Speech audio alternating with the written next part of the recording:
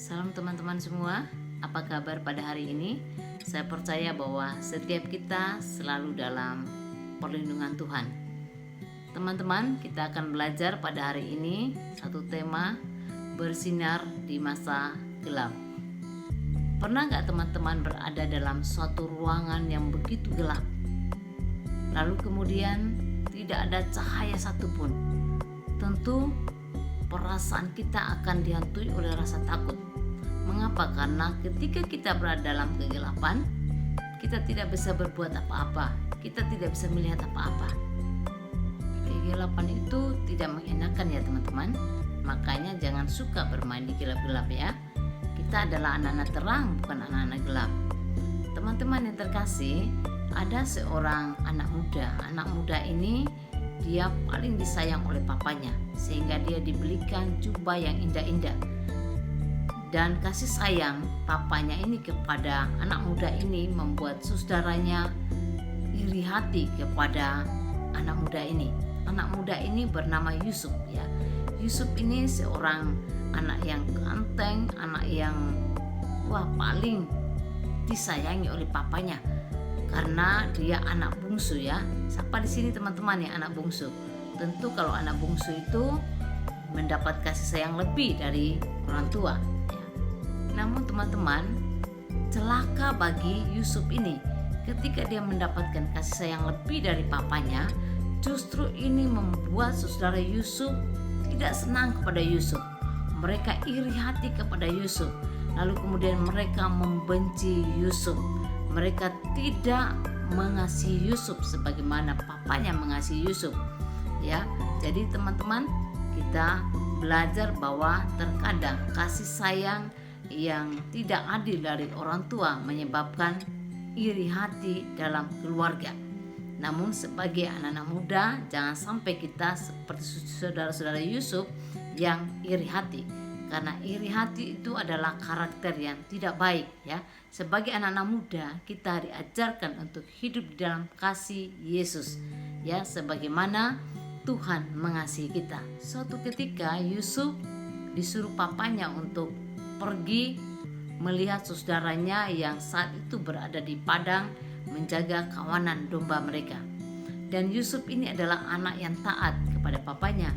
Kemudian Yusuf berangkat pergi ke padang untuk melihat saudaranya dan membawa bekal bagi mereka. Yusuf akhirnya bertemu dengan saudaranya. Ketika Yusuf bertemu dengan saudaranya, apakah saudaranya senang karena Yusuf ada bawa makanan bagi mereka? Tentu tidak teman-teman ya. Kita melihat dalam firman Tuhan dikatakan bahwa pada waktu Yusuf bertemu dengan saudaranya malah bermufakat bagaimana caranya untuk membunuh Yusuf. Dan akhirnya saudara Yusuf bersepakat untuk melemparkan Yusuf ke dalam sebuah sumur yang tidak ada airnya. Mereka menangkap Yusuf, kemudian Yusuf dilemparkan ke dalam sumur. Namun ada satu saudaranya yang mengatakan, janganlah kita bunuh adik kita, kasihan dia ya. Lebih baik kita jual saja dia kepada pedagang ya. Lalu kemudian mereka melihat ada pedagang yang lewat. Lalu mereka mengangkat adiknya dari dalam sumur lalu menjual kepada pedagang Midian ya. Kemudian pedagang Midian ini membawa Yusuf dan menjualnya menjadi budak di rumah Potifar.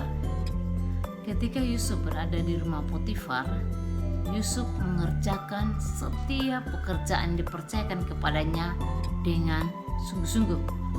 Yusuf tidak mengeluh, Yusuf tidak bersungut-sungut, Yusuf tidak menyerah dengan keadaannya pada saat itu. Walaupun dia dibenci saudaranya, walaupun dia dilempar ke sumur, lalu kemudian dia dijadikan budak di rumah Potifar, itu semua tidak membuat Yusuf menjadi pribadi yang manja, pribadi yang mengeluh, pribadi yang menyerah dengan keadaan. Namun firman Tuhan mengatakan bahwa Yusuf disertai oleh Tuhan. Apa yang dikerjakan Yusuf dibuat berhasil oleh Tuhan.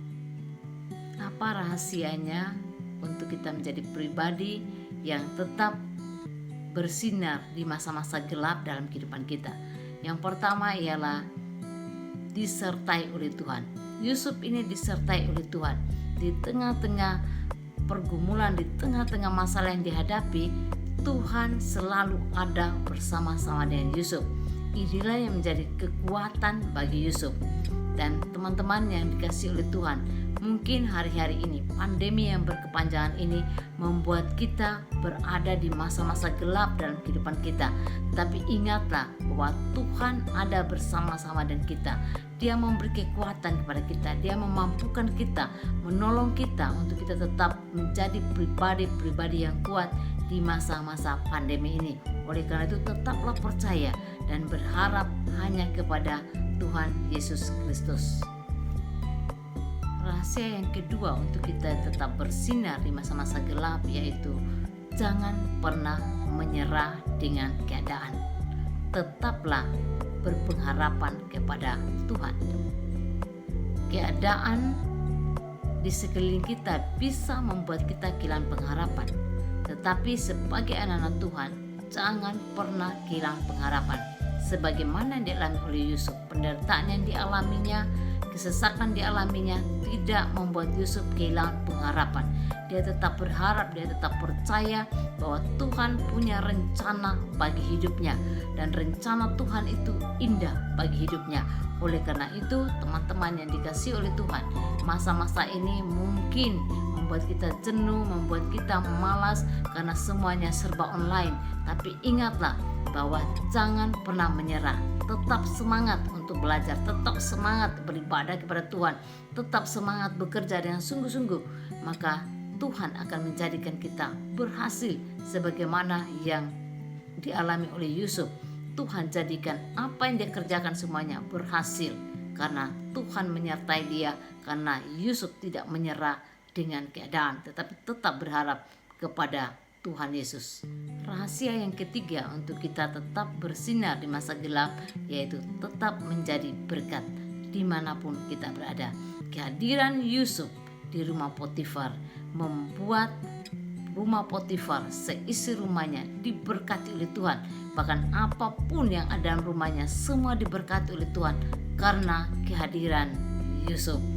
Jadi walaupun masa-masa ini masa-masa pandemi, masa-masa yang mungkin berat dalam kehidupan kita, tetapi jadilah anak-anak muda yang senantiasa tetap bersinar, yang tetap menjadi berkat. Karena kita adalah anak-anak muda yang diberkati oleh Tuhan untuk menjadi berkat, supaya melalui hidup kita nama Tuhan dipermuliakan. Tuhan Yesus memberkati.